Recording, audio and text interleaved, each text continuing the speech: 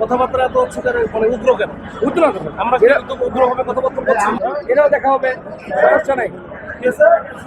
এটা হাসপাতাল নিয়ে গেছে, তাকে দেখতেছি নাকি স্যার যাদেরকে এটা আমাদের ভুল হইতে পারে, করি না, তুমি আছো তো? তুমি আছো তো? ব্যবসায়ী আমরা। আর কোথাকার ব্যবসা? বসুন্ধরা, বসুন্ধরা নাম? সাইদুল। কথাবার্তা এত হচ্ছে মানে উগ্র কেন? উত্তর না আমরা কিন্তু উগ্রভাবে কথাবার্তা বলছি। আমরা তো এভাবে কথা বলতেছি এখন, তোমার আরো নেতৃবৃন্দ আছে। এখন পর্যন্ত আমরা কথা বলিনি। এখানে আরো নেতৃবৃন্দ আছে।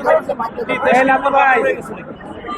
এটা আমাদের দেশ না, আমরা দেশের জন্য কাজ করতেছি। আমাদের উপরে ধাওয়াটা ঠিক ছিল না, আমাদের কোনো কিছু বলেন নাই, সে ধাওয়া দিলেন, সব কিছু করলেন, কিছু বলেন না আমাদের।